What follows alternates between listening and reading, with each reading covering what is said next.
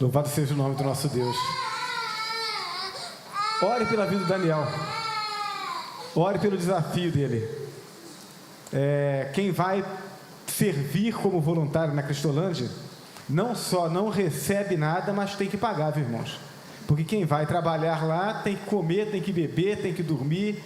Então, roupa para lavada, essas coisas, né? Então, cerca de 450, um pouco mais do que isso, né? Que é pago, que o voluntário paga mensalmente para servir na Cristolândia, né? O trabalho missionário, o dinheiro de lá não cai do céu, né? A comida não cai do céu, os recursos não caem do céu.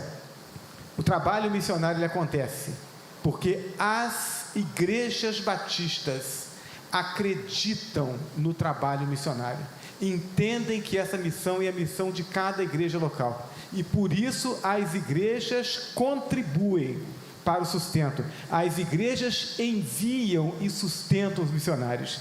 Então, o projeto Cristolândia, ele passará a contar, a partir do dia 7 agora, com mais um voluntário. Mas o projeto Cristolândia conta também com o apoio daqueles que acreditam na vocação missionária do Daniel, para ajudá-lo a estar lá. Então, ore a Deus, e nesse desafio de missões estaduais, nacionais, mundiais, ore a Deus e pergunte: Senhor, com quanto o Senhor quer que eu contribua para o sustento da tua causa, em cada uma dessas agências missionárias, em cada uma dessas missões? Pergunte a Deus, e Deus dará a você a resposta. Vamos caminhar juntos, não só com o Daniel, vamos caminhar juntos com cada um dos nossos missionários, para a glória do nosso Deus e avanço do reino de Deus. Amém? É um privilégio para nós podermos participar disso. Eu quero convidar os irmãos a fazermos a leitura bíblica em Colossenses capítulo 1, versos 9 a 23.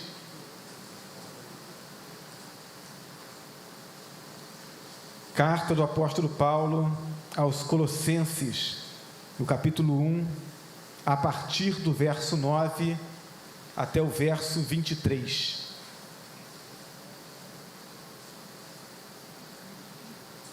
Paulo está escrevendo essa carta à igreja que estava na cidade de Colossos, em resposta às informações que ele recebe de um companheiro de missão, que era o Epáfras, alguém que esteve ali pregando aos colossenses, ensinando a eles a respeito do amor de Deus. Aqueles irmãos creem, se comprometem, se mobilizam em torno da obra. A fama deles pelo comprometimento com o Evangelho é tão grande, que quando essas notícias chegam através de Epáfras a Paulo, Paulo é movido pelo Espírito Santo a escrever essa carta e falar com eles não só da sua alegria, mas também passar a ele as orientações para que eles pudessem crescer cada vez mais nessa caminhada espiritual através da salvação que receberam pela fé em Jesus Cristo. Essa salvação que Deus concedeu àqueles irmãos, a salvação que Ele concedeu a cada um de nós, os que cremos em Jesus Cristo, é a salvação que Ele continua estendendo a todo aquele que ainda não foi alcançado por essa graça. E essa é a palavra que nós queremos trazer nessa noite. O texto de Colossenses nos diz assim, a partir do verso 9: por essa razão, desde o dia em que o ouvimos, ou seja, ouvimos Epáfras, não deixamos de orar por vocês e de pedir que sejam cheios do pleno conhecimento da vontade de Deus, com toda a sabedoria e entendimento espiritual. E isso para que vocês vivam de maneira digna do Senhor e em tudo possam agradá-lo, frutificando em toda boa obra, crescendo no conhecimento de Deus e sendo fortalecidos com todo o poder, de acordo com a força da sua glória, para que tenham toda perseverança e paciência com alegria, dando graças ao Pai, que nos tornou dignos de participar da herança dos santos no reino da luz. Pois Ele nos resgatou do domínio das trevas e nos transportou para o reino do seu Filho amado, em quem temos a redenção, a saber, o perdão dos pecados. Ele é a imagem do Deus invisível, o primogênito de toda a criação, pois nele foram criadas todas as coisas dos céus e na terra, as visíveis e as invisíveis, sejam tronos ou soberanias, poderes ou autoridades, todas as coisas foram criadas por ele e para ele. Ele é antes de todas as coisas, e nele tudo subsiste. Ele é a cabeça do corpo, que é a igreja. É o princípio e o primogênito dentre os mortos, para que em tudo tenha a supremacia. Pois foi do agrado de Deus que nele habitasse toda a plenitude, e por meio dele reconciliasse consigo todas as coisas, tanto as que estão na terra, quanto as que estão no céu, estabelecendo a paz pelo seu sangue derramado na cruz. Antes, vocês estavam separados de Deus, e em suas mentes eram inimigos por causa do mau procedimento de vocês. Mas agora, ele os reconciliou pelo corpo físico de Cristo, mediante a morte, para apresentá-lo diante dele, santos, inculpáveis e livres de qualquer acusação, desde que continuem alicerçados e firmes na fé, sem se afastarem da esperança do Evangelho que vocês ouviram e que tem sido proclamado a todos os que estão debaixo do céu. Esse é o Evangelho do qual eu, Paulo, me tornei ministro. Que Deus abençoe a leitura da sua palavra. Amém? Vamos orar mais uma vez? Nosso Deus e nosso Pai, nós reconhecemos, ó Deus, que tudo aquilo que já realizamos aqui, tudo aquilo que tomamos conhecimento e participamos, faz parte desse plano extraordinário do Senhor. As coisas acontecem e a gente não consegue explicar bem porquê. Entendemos apenas que a tua mão grandiosa e cheia de bondade, de amor e de poder tem conduzido a história. E nós temos o privilégio de participar dela e de sermos abençoados pelo Senhor enquanto o Senhor escreve a história.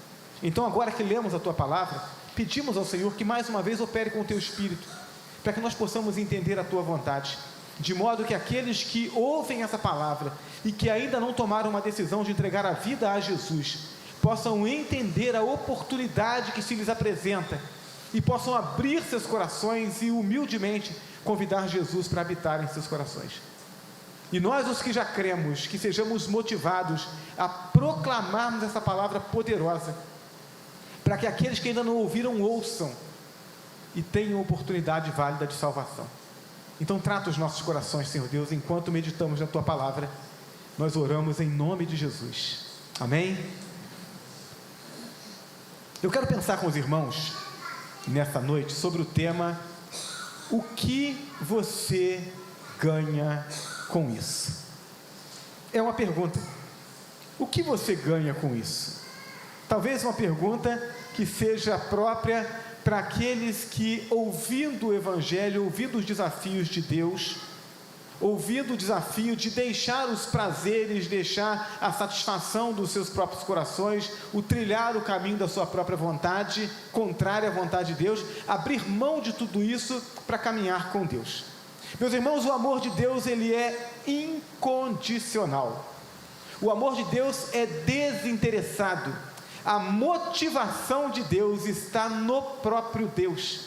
Deus nos ama porque Ele é amor, não porque haja em nós alguma coisa que o atraia, não porque Ele tenha visto alguma coisa em nós, ou algum feito nosso que tenha chamado a atenção dEle, para Ele dizer: puxa, olha que coisa maravilhosa que aquele ser humano fez, então agora eu vou amá-lo. Não. Quando Deus olha para nós, Ele não encontra nada que possa motivar o seu amor.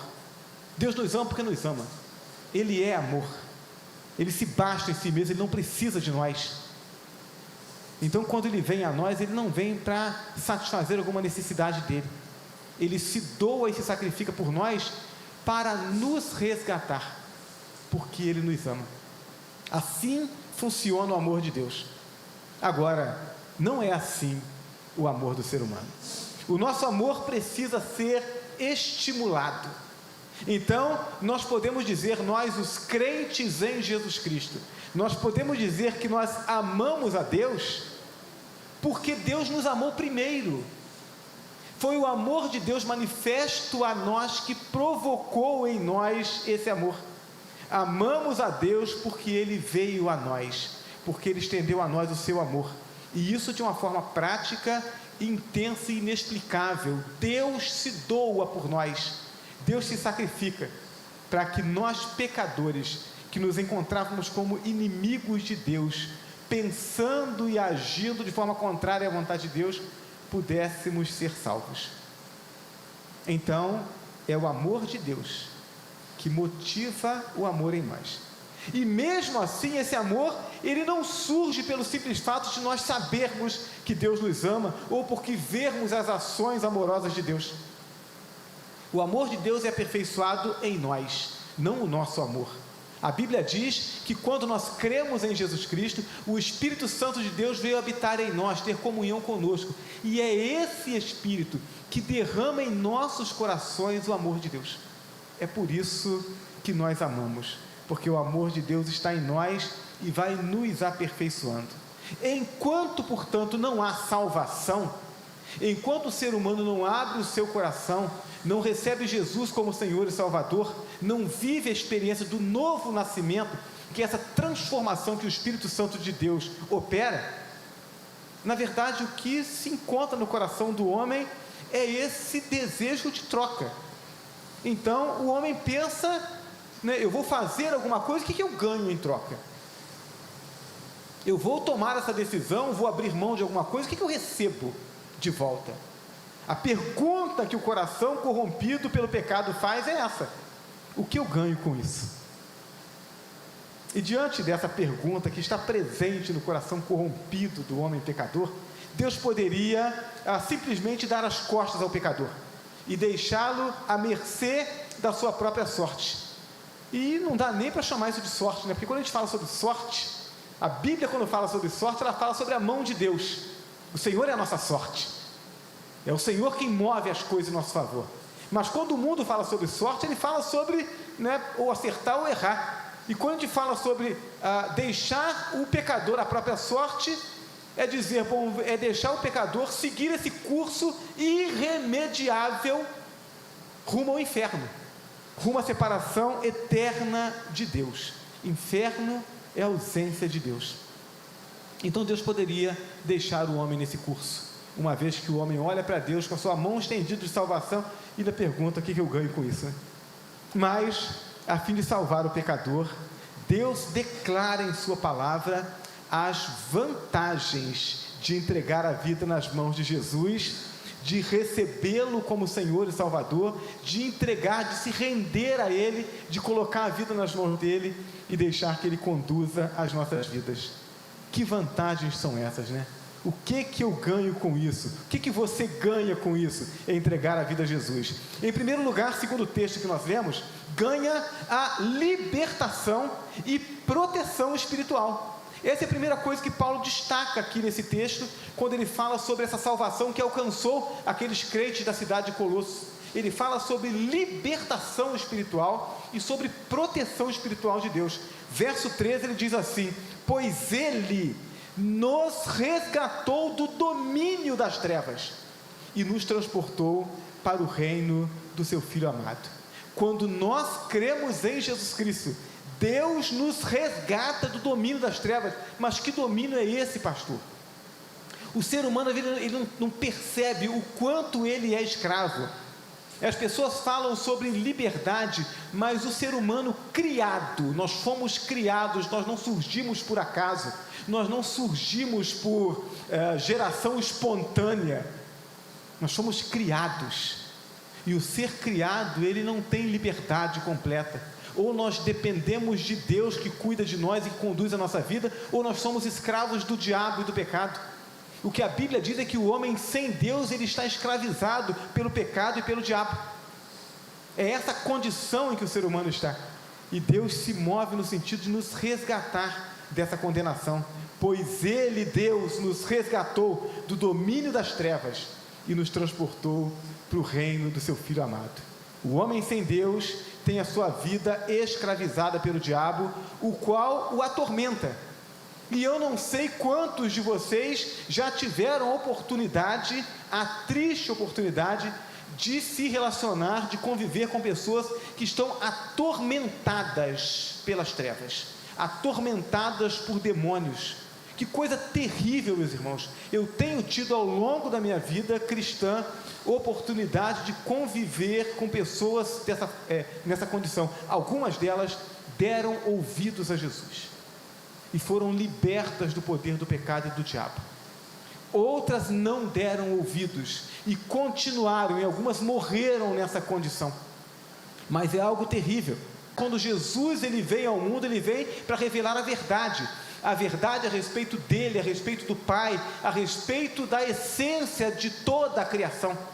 É em Jesus que nós encontramos sentido para a vida. Fora dele está a mentira, e as pessoas têm acreditado na mentira e por isso têm tido suas vidas destruídas.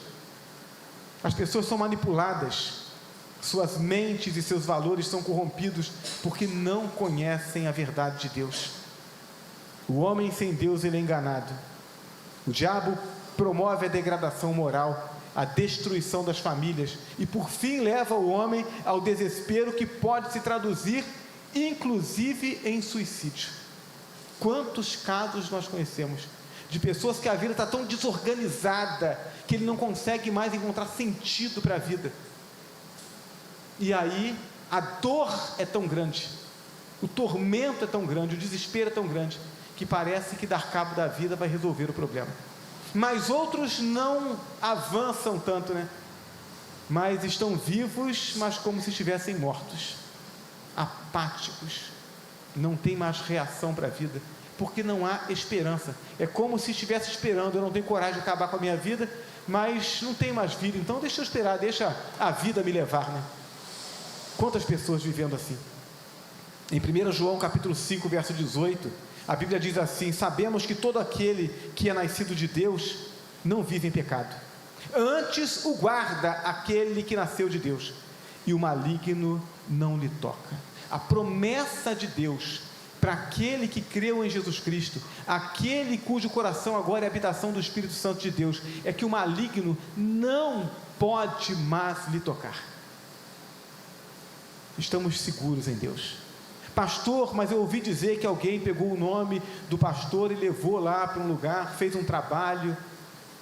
Meus irmãos, não há temor.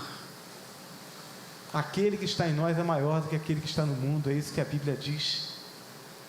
Não há mais nenhuma praga, nenhuma maldição que alcance a vida do crente. O Espírito Santo de Deus habita em nós. Então, se alguém está tentando fazer alguma coisa espiritual contra o crente, ele está perdendo tempo. Mas é para o crente, não é para o evangelho, é para o crente, aquele cuja vida foi rendida a Jesus, aquele em cujo coração o Espírito Santo habita.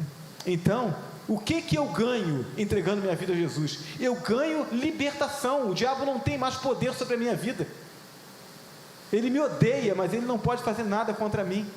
Ele odeia cada crente em Jesus Cristo, mas não pode tocar no crente, porque somos propriedade exclusiva de Deus. Deus nos comprou através do derramamento do sangue do seu Filho. Somos dele, somos livres e temos a proteção de Deus. Então, se não tivesse mais nada, já valeria a pena, Mas Deus nos diz que a gente ganha mais. Então, o que mais você ganha entregando sua vida a Jesus? Ganha o cancelamento da sua dívida. Porque uma coisa é o atormentar do diabo, uma coisa é a cegueira espiritual por causa do pecado. A outra coisa é a dívida que o pecador tem para com Deus. Porque o pecado não é contra o outro, o pecado não é contra o meu semelhante, não é contra a igreja. O pecado é contra Deus, o Deus que é santo. E aí no verso 14, o apóstolo Paulo, inspirado pelo Espírito Santo, ele diz assim: em quem temos a redenção. Ele está falando sobre Jesus Cristo. Em Jesus Cristo temos a redenção, a saber, o perdão dos pecados. A palavra redenção, ela significa comprar de novo. O redentor de um escravo é aquele que o compra para o libertar. Essa é a ideia. Então, alguém que foi comprado como um escravo, ele é propriedade daquele senhor, e o redentor é aquele que o compra, paga o preço para que ele seja liberto daquele senhor de escravo, para dar a ele liberdade. A redenção tem a ver com isso. Só que o texto está falando não sobre uma escravidão física, ele fala sobre uma escravidão espiritual. Nós estávamos separados de Deus por causa do nosso pecado, uma dívida que nós não tínhamos condição de pagar. Mas a Bíblia diz que Cristo Jesus pagou esse preço por nós. O plano salvador de Deus, redenção e salvação. Nenhuma obra realizada pelo homem é preciosa o suficiente para pagar a sua dívida. Nada pode, da parte do homem, ser tão bom, tão precioso, a ponto de pagar pelo seu pecado. Precisávamos de um Salvador. Por isso Deus enviou Jesus. Efésios capítulo 2, versos 8 e 9. Pois vocês são salvos pela graça, por meio da fé. E isso não vem de vocês, é dom de Deus, não por obras, para que ninguém se glorie. Nada do que o ser humano faz é bom o suficiente para que pague pelos seus pecados. É preciso um Salvador. Jesus deu a vida por nós. Como costumamos dizer, nada é de graça. Tem uma frase popular que diz, não há almoço grátis. Então, mas tem sim, tem um lugar que a gente vai lá e a comida está lá, entrega para a gente, não paga nada. Não, mas não é de graça. Alguém está pagando por aquilo. Então, a salvação que nós recebemos, pelo simples fato de crermos, e é graça, a gente não paga nada, é de graça para nós, porque alguém pagou. Jesus Cristo pagou o preço, para que pela sua morte, nós pudéssemos ter vida. O que recebemos de graça, Cristo pagou a conta. Nossa dívida, nossa libertação, foi paga pelo sangue de Jesus, algo muito mais precioso do que ouro e prata. Assim nos descreve o apóstolo Pedro, na sua primeira carta, 1 Pedro capítulo 1, verso 18 e 19, ele diz: pois vocês sabem que não foi por meio de coisas perecíveis, como prata e ouro, que vocês foram redimidos da sua maneira vazia de viver, que lhes foi transmitida por seus antepassados, mas pelo precioso sangue de Cristo, como de um cordeiro sem mancha e sem defeito. Nada nesse mundo, por mais precioso que pareça, como prata e ouro, seria valioso o suficiente para pagar a dívida do nosso pecado. Mas Cristo derramou a vida dele, o sangue dele na cruz, para que pela morte dele, nós os que cremos, possamos desfrutar da vida. Então, o que você ganha com isso, entregando sua vida a Jesus? Ganha libertação e proteção espiritual, e ganha o cancelamento da sua dívida. Você pode agora chegar diante de Deus sem temer a morte. Isaías, quando teve a visão de Deus, depois de olhar e ver a visão de Deus sentado no seu trono, e os anjos cantando: santo, santo, santo é o Senhor dos exércitos, ele teme pela sua vida. Ele diz: ai de mim, eu vou morrer, porque eu sou um homem de lábios impuros, habito no meio de um povo de impuros lábios, e os meus olhos viram o Rei. O conceito é esse: o pecador vê o Deus Santo, ele vai morrer. Mas agora Cristo pagou o preço dos nossos pecados, ele nos remiu, e podemos, portanto, nos apresentar diante de Deus. Podemos chegar diante do Santo dos Santos, e com confiança e ousadia, apresentarmos a Ele as nossas queixas, apresentarmos nossa expressão de gratidão, a nossa adoração, sabendo que esse Deus nos acolhe, porque Ele nos ama. A salvação não foi um acidente, foi um plano. Deus decidiu nos alcançar, e Ele planejou isso antes da fundação do mundo. Ele sabia que pecaríamos, Ele sabia que nos desviaríamos do caminho dEle, mas mesmo assim Ele nos criou, porque em Cristo Jesus, Deus espera que aqueles que desejam de coração viver com Ele, possam encontrar redenção, possam encontrar salvação e então desfrutar da companhia de Deus. Deus nos quer com Ele, mas Ele quer que a gente também queira estar com Ele. Ele não quer ninguém com Ele que esteja obrigado. Ele quer que as pessoas que estejam com Ele estejam porque reconhecem o seu amor e queiram viver esse amor. O que é que você ganha com isso? Ganha a libertação, ganha a remissão dos pecados e, por fim, ganha a reconciliação com Deus. Versos 20 e 21, o texto diz: e por meio dele, reconciliar-se consigo todas as coisas, tanto as que estão na terra quanto as que estão no céu, estabelecendo a paz pelo seu sangue derramado na cruz. Antes, vocês estavam separados de Deus, e em suas mentes eram inimigos por causa do mau procedimento de vocês. Essa era a condição em que estávamos antes de ouvirmos o Evangelho e de abraçarmos o Evangelho, de abrirmos o nosso coração e de recebermos a salvação em Jesus Cristo. Estávamos separados, nas nossas mentes éramos inimigos de Deus, porque fazíamos tudo contrário à vontade dEle. Mas em Cristo Jesus, nós fomos reconciliados com Deus. Salvação, portanto, não é apenas livramento do inferno. Salvação é o caminho aberto para que você possa voltar e se reconciliar com Deus. É por isso, meus irmãos e amigos, que nós precisamos repensar nossa caminhada cristã. A salvação é um convite. Não havia caminho para que nós pudéssemos estar em comunhão com Deus. Havia um abismo, o abismo do nosso pecado. Cristo, por sua morte, Ele faz a ponte sobre o abismo, e agora eu posso, através de Jesus Cristo, voltar à comunhão com Deus. A pergunta é: eu quero essa comunhão com Deus? Eu quero viver com esse Deus Santo? Eu quero abrir mão dos meus pecados para poder estar caminhando com Deus e convivendo com Ele? Porque isso começa aqui, começa agora. É impressionante como algumas pessoas têm a expectativa de, não buscando em momento algum a comunhão com Deus, o entendimento de qual a vontade de Deus para as suas vidas, a submissão à vontade de Deus para viver com Deus e servir a Deus, não quer saber disso nessa vida, mas tem a expectativa de que quando morrer, vai estar com Deus do outro lado. Se eu escolho estar longe de Deus aqui, por que Deus estaria comigo do outro lado? Eu preciso transpor essas barreiras da morte de mãos dadas com Deus.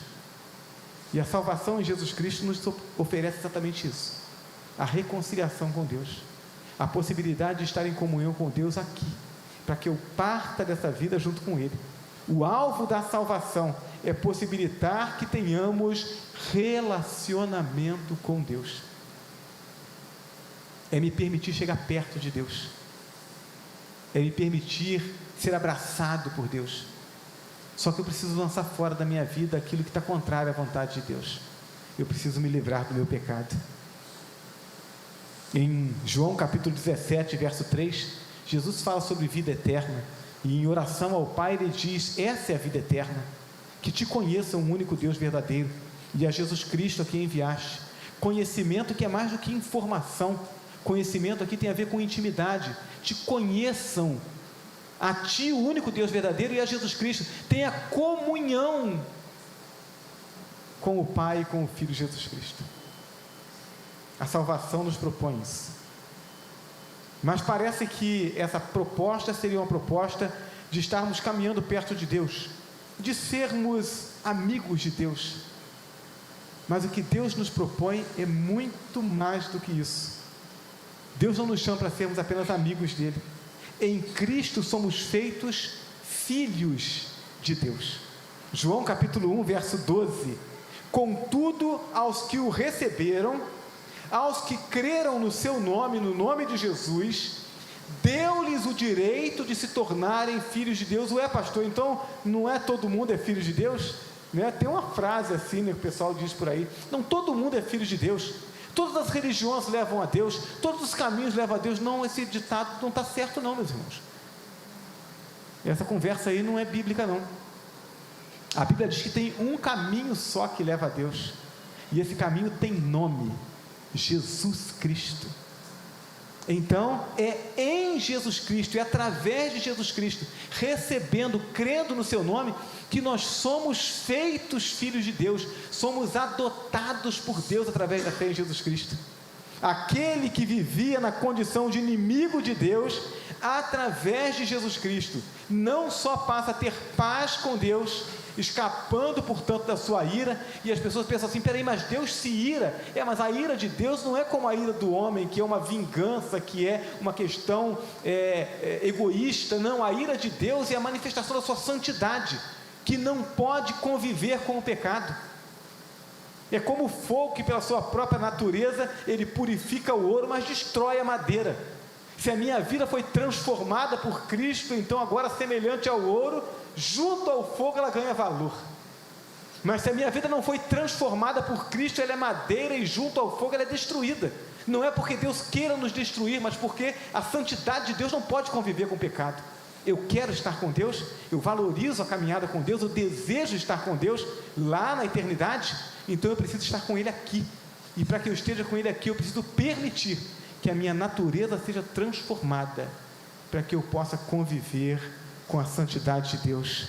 Então, aquele que vivia na condição de inimigo de Deus, depois de crer em Jesus Cristo, não só passa a ter paz, a escapar dessa condenação da ira de Deus, mas também passa a desfrutar da filiação, adotado por Deus, podendo se dirigir a Deus, conforme o Novo Testamento diz, chamando de Abba, papai, paizinho, pai querido, a intimidade que os filhos se dirigem aos seus pais. É assim que Deus quer se relacionar conosco, e é assim que Ele nos chama ao relacionamento com Ele, através da fé em Jesus Cristo. Então, o que é que você ganha quando você entrega a sua vida a Jesus, quando você lança fora da sua vida tudo aquilo que é contrário à vontade de Deus e rende o seu coração a Jesus? O que você ganha com isso? Ganha a libertação do poder do pecado e a proteção espiritual contra os ataques do maligno. Sua vida está segura. O que mais que você ganha? Você ganha o cancelamento da sua dívida de pecado, através da graça de Deus, passando a desfrutar da segurança da vida eterna. Está seguro nas mãos de Deus, não pelo que você conseguiu fazer, mas por crer e confiar naquilo que Cristo fez. O que mais que você ganha? Você ganha reconciliação com Deus, podendo desenvolver um relacionamento íntimo com o Senhor e desfrutar de todos os benefícios da sua comunhão. Meus irmãos, não pode ser diferente. O que me atraiu ao cristianismo, à fé em Jesus, foi o desejo de conhecer e de conviver com Deus. Me disseram em algum momento da minha vida que existia um Deus que criou todas as coisas, que dirige todas as coisas, um Deus que cuida dos seres humanos, mas nunca me mostraram que Deus era esse, e eu cresci desejando conhecer esse Deus, não desejando receber alguma coisa dele, mas conhecê-lo. A expectativa de conhecer Deus era algo que mexia comigo, e em Cristo Jesus eu pude conhecer esse Deus amoroso, que tem cuidado de mim desde então. Esse desejo precisa ser o desejo no coração de cada pessoa, não o desejo de ter uma religião, o desejo de pertencer a Deus, o desejo de se relacionar com Deus. É isso que a gente ganha quando a gente abre mão do nosso controle egoísta e pecaminoso e rende a nossa vida a Jesus. Tudo isso significa vida abundante, que começa a ser experimentada aqui nessa terra e que se estende para a eternidade. O que é contrário a isso? O contrário disso é a escravidão do pecado, é o fracasso da vida com a falta de esperança, a falta de expectativas, e o inferno como destino certo para aquele que não tem Cristo. As pessoas não gostam de ouvir falar em inferno, mas inferno é a ausência de Deus. Se Deus é a fonte de todo o bem, onde Deus não está, não há esperança. Isso é inferno. Partir desta vida para a eternidade sem estar com a vida segura em Deus é estar eternamente separado de Deus. E aqueles que partiram dessa forma, não foi Deus que os condenou a isso. Foram eles que decidiram partir sem Deus, porque decidiram viver nessa terra sem Deus. Então, o que você ganha em caminhar com Deus? Você ganha todos esses benefícios: libertação e proteção, cancelamento da dívida, adoção de filho, comunhão com Deus. Mas é uma escolha que cada pessoa precisa fazer. O filho não pode escolher pelo pai, o pai não pode escolher pelo filho, o cônjuge não pode escolher pelo outro cônjuge. Cada um precisa, ouvindo essa palavra, entender o amor de Deus que se estende a nós, entender a oportunidade de salvação e render o coração ao Senhor. Um apelo, portanto, que não pode ser emocional. Esse apelo é racional. Eu sei que se eu estou com Deus, eu tenho vida e vou para o céu. E se eu estou sem Deus, eu não tenho vida e eu vou para um lugar que não tem a presença e o cuidado de Deus, e que a Bíblia chama de inferno. Mas muito mais do que isso, enquanto eu ainda estou vivo, eu posso estar vivendo e desfrutando do cuidado, da direção de Deus, e vivendo em paz mesmo no mundo de pecado. Ou eu posso continuar sem Deus e vivendo toda essa turbulência e incerteza. A escolha é de cada um. Então, qual é a sua escolha? É abrir o coração, render o coração. A gente costuma utilizar essa expressão, né? Aceitar a Jesus. É Jesus quem nos aceita, né? Apesar dos nossos pecados. A resposta certa é o render o coração a Jesus, é reconhecer a limitação e a carência que temos, e é dizer: Senhor, eu quero ter vida, mas eu não dou conta, não consigo fazer isso por mim mesmo. Estende tua mão de salvação, perdoa os meus pecados, transforma a minha vida. É essa a oração que Deus espera que de coração cada ser humano faça, para que Ele possa transformar as vidas e salvar. Eu quero convidar você a fechar os seus olhos. Nós vamos orar ao Senhor nesse momento. Eu não conheço o seu coração. Aliás, a gente não conhece o coração de ninguém. Só Deus pode dizer se aquela pessoa que está visitando a igreja pela primeira vez, ela já tem Jesus em seu coração. Só Deus pode dizer se aquele membro da igreja de tantos anos, que já tem até cargo na igreja, que já tem até título, se ele de fato tem Jesus no coração. Só Deus pode dizer. Deus e você. Cada um de nós pode olhar para dentro de si e responder com sinceridade se Jesus já transformou a vida ou não. Jesus já transformou a sua vida? Jesus já é Senhor da sua vida? A vontade dele prevalece a despeito da sua vontade, a despeito dos apelos desse mundo de pecado? Se você, olhando para dentro de si, entende que isso ainda não é realidade, esse é o tempo da salvação. Você deseja aceitar Jesus? Então, ore comigo. Ore assim: Senhor Deus e Pai, muito obrigado por abrir o meu entendimento nessa noite e me ajudar a entender a condição de pecado em que eu me encontro, e me ajudar a entender que isso tem me separado do Senhor e tem me impedido de desfrutar a vida que há no Senhor.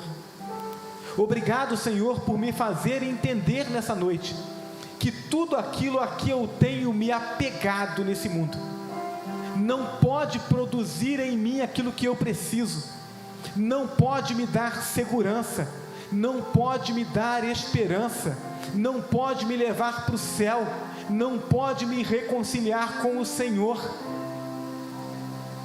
Muito obrigado, Senhor, porque a palavra dessa noite me fez compreender que em Jesus Cristo eu posso ter tudo isso, que em Jesus Cristo eu encontro libertação, que em Jesus Cristo eu encontro perdão, que em Jesus Cristo eu encontro adoção.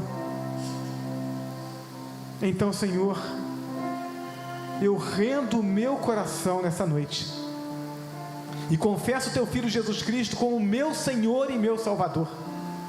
E eu rogo ao Senhor, em nome de Jesus, que operes um milagre em mim e que me transforme de pecador em filho do Senhor pela fé em Jesus Cristo.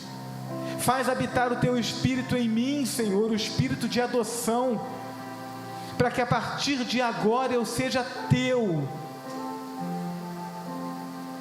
Eu confesso os meus pecados e eu declaro que eu quero abandoná-los, que eu não quero mais viver para mim mesmo, eu quero viver para o Senhor, para que o propósito do Senhor se cumpra na minha vida e eu viva o céu ainda aqui nessa terra, e tenha certeza de quando partir daqui eu estarei eternamente com o Senhor. Opera esse milagre em mim, ó Deus, eu oro em nome de Jesus, amém. A igreja continua orando. Eu não conheço você, eu não sei se tem alguém aqui no salão de culto nessa noite que ainda não confessou Jesus como Senhor e Salvador. Talvez tenha algumas pessoas ao alcance dessa transmissão, mas não importa se você está aqui no templo, no culto presencial, ou se está assistindo essa transmissão, porque o poder de Deus e o amor de Deus não tem limite. Se você confessa Jesus, Ele alcança e transforma a sua vida. Você fez essa oração? Você fez essa confissão do seu pecado, esse reconhecimento de que Jesus é Senhor da sua vida? Se você fez, eu gostaria de que onde você está, que você levantasse a sua mão, uma atitude de tornar pública a sua confissão. Há alguém aqui nessa noite que fez essa oração e entregou a Jesus o seu coração? Se você fez, levante a sua mão. Eu gostaria muito de orar com você. Alguém? Nós não vamos insistir nesse apelo. Eu entendo que esse momento é um momento em que o coração quebrantado, ele deseja declarar o seu amor a Deus. Ele deseja declarar a sua confissão e a mudança da sua vida. Então eu quero crer que todos os que estão aqui presentes já fizeram essa oração, já entregaram a vida a Jesus, já têm desfrutado da comunhão com Deus e, portanto, vivem nesse momento a alegria e a motivação de proclamar essa palavra salvadora. E é isso que Deus espera de você. Agora, se você não fez essa entrega ainda, ou se você fez essa oração, mas você não teve coragem de levantar a mão agora, mas fez a oração, eu quero dizer para você que Deus ouviu sua oração e Ele salvou você. Mas eu gostaria muito de viver essa alegria de tomar conhecimento dessa sua decisão. Então, se você não levantou a mão agora, mas entregou a vida a Jesus, eu gostaria que quando eu estiver à porta, no final do culto, na hora que você me cumprimentar, você me diga: pastor, eu fiz a oração, eu entreguei a vida a Jesus, e a gente vai caminhar junto, eu quero ajudar você. E você que está ao alcance da nossa transmissão, não importa onde você esteja, ao final da transmissão, você vai receber informações sobre como entrar em contato conosco. E estando em Juiz de Fora, estando em outra cidade, em outro estado, não importa, entre em contato conosco e a gente vai ajudar você nessa caminhada. Deus não nos chamou para caminharmos sozinhos, e nós queremos caminhar com você. Que Deus nos abençoe em nome de Jesus. Amém? Estamos caminhando para o final do nosso culto, meus irmãos. Eu gosto muito de ouvir esse ar. Mas antes da gente prosseguir aqui, a gente tem algumas coisas que a gente faz aqui no final do culto, mas antes eu quero passar a palavra para a Isabela. A Isabela tem um recado para a gente a respeito de uma programação que vai acontecer no próximo sábado, e você precisa estar atento para participar. Obrigada. Boa noite, igreja.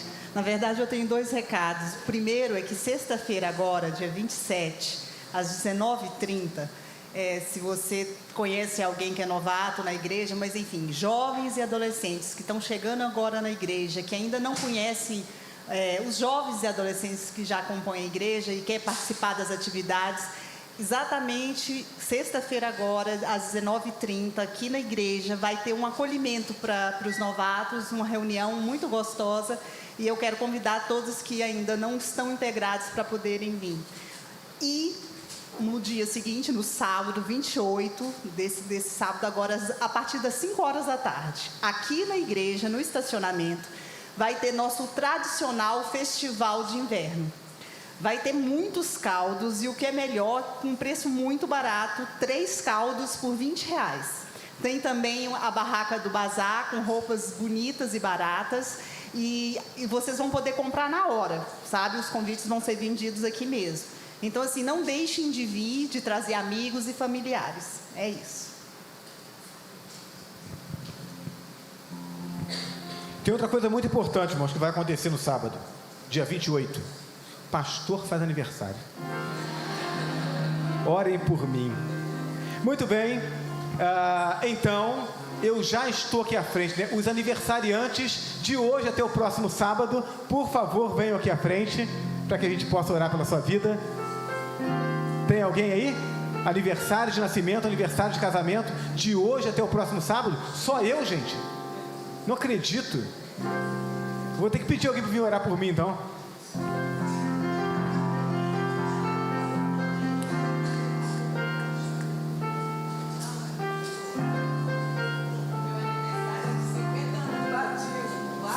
Com certeza, 50 anos de batismo, irmãos. Claro que vale, né? Muito bem, meus irmãos. Eu gostaria de chamar também você que vinha orando a Deus, pedindo a Deus uma bênção, que Deus movesse a mão dele, resolvesse uma questão na sua vida. Você vinha orando, pedindo ao Senhor, e aí nesses últimos dias agora, Deus moveu a mão dele, realizou o milagre. E aí, você quer compartilhar conosco? Se você está vivendo essa experiência, saia do seu lugar, vem aqui, a gente quer orar com você, quer agradecer junto com você. Tem alguém que quer agradecer uma bênção, resposta de oração de Deus? Muito bem. A última, então, o último grupo é aquele grupo que está vivendo sua luta. Estou vivendo uma grande luta, preciso que Deus opere o seu milagre. Humanamente falando, eu não dou conta. Na verdade, a gente não dá conta de nada, né? Mas alguns problemas a gente acredita que a gente consiga dar conta. Tem uns que a gente olha e diz assim: olha, só se Deus fizer um milagre, senão não tem jeito. Você está vivendo essa luta? Saia do seu lugar, a gente quer orar por você.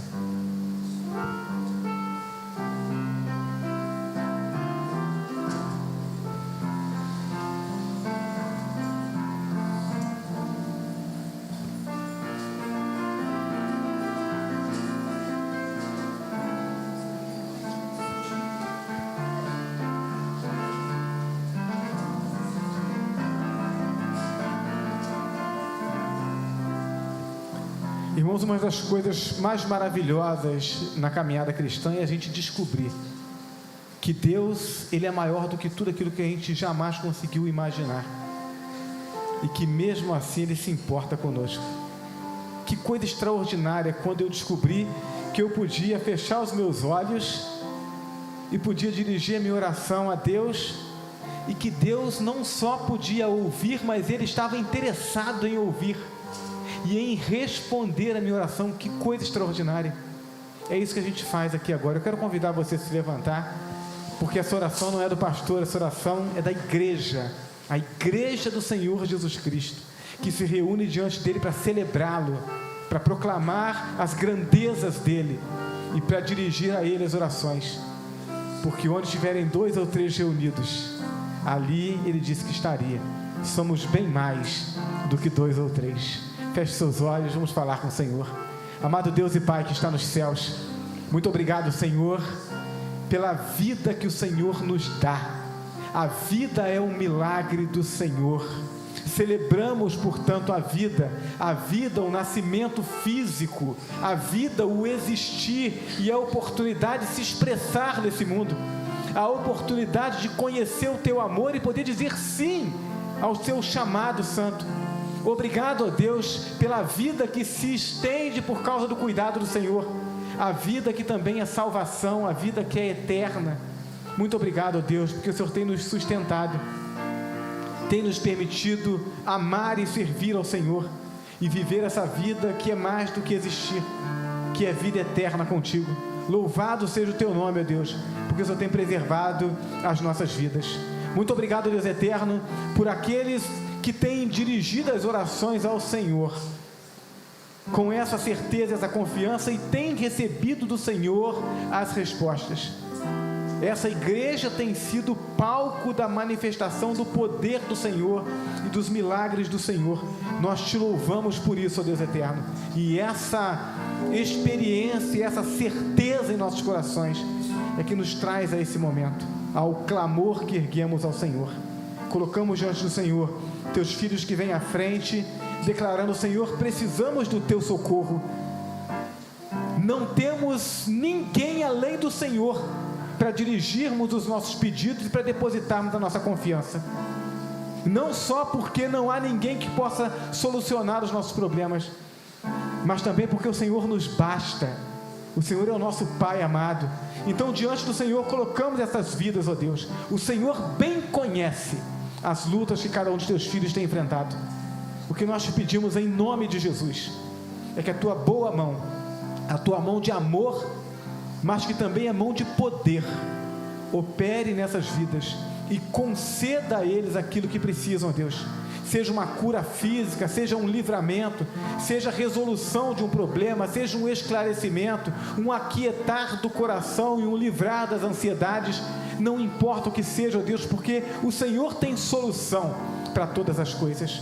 Alcança essas vidas, ó Deus, opera em suas vidas, opera em seus corações, opera os milagres necessários, para que teus filhos não gastem mais energia com essas lutas, mas que suas energias, o melhor delas, seja destinado para a glória do teu nome, para celebrar o teu amor e a tua salvação, para proclamar a tua palavra de salvação, para expandir o teu reino. Ó Deus eterno, abençoa assim a tua igreja, Senhor. Nós queremos ser igreja saudável, nós queremos ser igreja forte, nós queremos ser igreja unida, para que com alegria e com fervor possamos proclamar o teu evangelho e a tua salvação. Conduza-nos dessa forma, Deus Santo. É o desejo do nosso coração e a oração que nós fazemos ao Senhor. Nós oramos em nome de Jesus. E agora que o amor de Deus, o nosso eterno Pai, a graça de Jesus Cristo, nosso Senhor e Salvador, e as consolações e comunhão do seu Santo Espírito repousem sobre nós, e sobre nós permaneçam desde agora e por todo sempre. Amém e amém. Que Deus nos abençoe em nome de Jesus. Nós vamos entoar mais um cântico. Após o cântico, eu estarei à porta. Eu quero apertar sua mão, quero desejar a você uma boa semana.